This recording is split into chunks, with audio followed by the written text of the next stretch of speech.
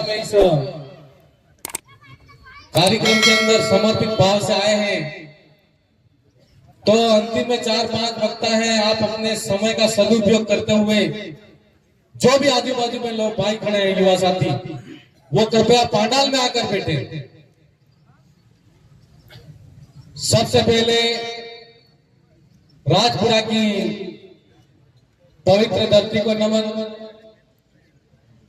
आज का जो कार्यक्रम है,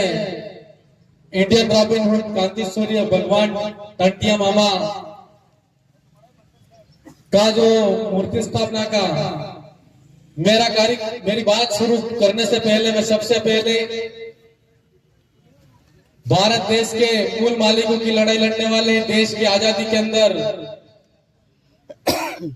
हम सब के लिए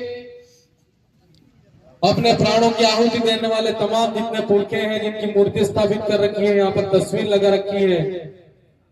मैं उन तमाम पुरखों को नमन करता हूं। दूर दराज इलाके से, राजस्थान से, प्रतापगढ़ से कांति भाई और मांगू दादा आए हुए, उनके साथ में स्थानीय विधायक कमलेश्वर जी डोडियाल, यहाँ पर चंदू भाई, केशु भाई, कोमलती और तमाम जितने मातृशक्ति युवा साथियों, मैं सबसे पहले तो आज का जो कार्यक्रम है उसमें मेरी और मेरी विधानसभा की जनता की तरफ से आप सबका खूब खूब आभार जोहार अभिनंदन करता हूं। जितने भी लोग हैं सामाजिक रूप से इस मध्य प्रदेश, गुजरात और राजस्थान और पूरे देश के अंदर जन जागरण करने का काम करते हैं, और जन जागरण करते हुए मध्य प्रदेश और गुजरात और राजस्थान को तीनों राज्य के आदिवासियों को एक भील प्रदेश का देखकर उस सपने को पूरा करने का जो बीड़ा अपने कंधे पर उठाते हुए यहां तक पहुंचे हैं। मैं मध्य प्रदेश के अंदर आज मैं यहाँ पर पांडाल के अंदर जितने भाई हैं उनको कहना चाहूंगा, यह जो कार्यक्रम है कहीं न कहीं भव्य तरीके से आयोजित होना चाहिए था, लेकिन आप सब तमाम साथी यहाँ पर जो इस विचारधारा को लेकर चल रहे हैं और इसका मुहिम को लेकर चल रहे हैं, किस तरीके से गांव-गांव, ढाणी-ढाणी तक ये सूचना पहुंचाई, हमारी जो लड़ाई है वो किस लिए लड़ाई हम लड़ रहे हैं, उसका संवैधानिक रूप से जो जन जागरण है उसका काम सही ठीक रूप से नहीं हो रहा है, ऐसा मुझे महसूस हो रहा है। आज मैं मेरी विधानसभा के अंदर बात करूं या राजस्थान विधानसभा के अंदर 4 एमएलए और हमारी दिल्ली की संसद के अंदर जिस विचारधारा और जिस पार्टी से एक सांसद जो इस आदिवासी, दलित, शोषित, पीड़ित की और भारत के अंदर लोकतंत्र के अंदर जो भारत के संविधान को बचाने की जो मुहिम लेकर हम लोग चल रहे हैं, एमएलए हैं और एक सांसद है,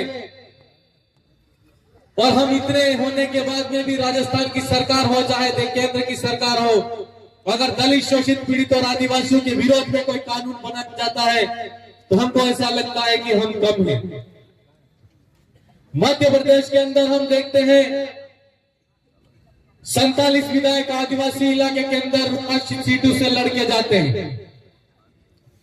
और पूरे राज्य के अंदर 29 एमपी है, 29 सांसद है जो हमारी आवाज को बुलंद तरीके से लोकसभा के अंदर, संसद के अंदर हमारी आवाज को उठाते हैं। आज इस इलाके के अंदर अगर हम बात करते हैं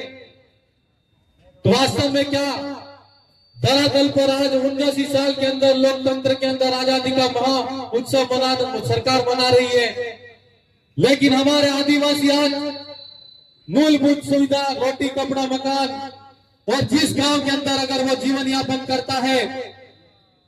तो उसको शिक्षा, सड़क और चिकित्सा, इन 4 सुविधाओं का कितना फायदा पहुंचा है, कितना मिल पाया है, उसका आकलन आप सब लोगों को करना पड़ेगा। मैं ऐसा इसलिए कह रहा हूं कि लड़ाई बहुत लंबी है। मध्य प्रदेश के अंदर जितनी ज्यादा सीटें हैं उतनी ज्यादा संगठन है, और जब तक अगर हम संगठनों के अंदर बढ़ते रहेंगे, संगठन के झंडे लेकर चलते रहेंगे। जो सपना एकता का, जो सपना हम इस समाज को एक कदम पर लाने का देखते आ रहे हैं।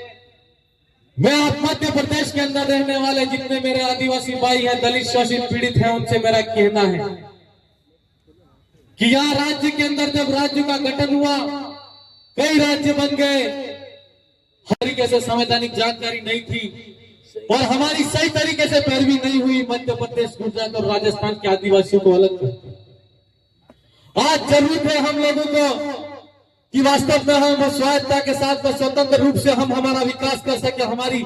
खुद की एक अलग तरीके से राज्य की मांग हो और राज्य का अगर सपना लेकर चलते हैं तो उस राज्य के अंदर अगर अलग राज्य बनेगा तो आदिवासियों का आज जितना 79 साल के अंदर विकास नहीं हो पाया।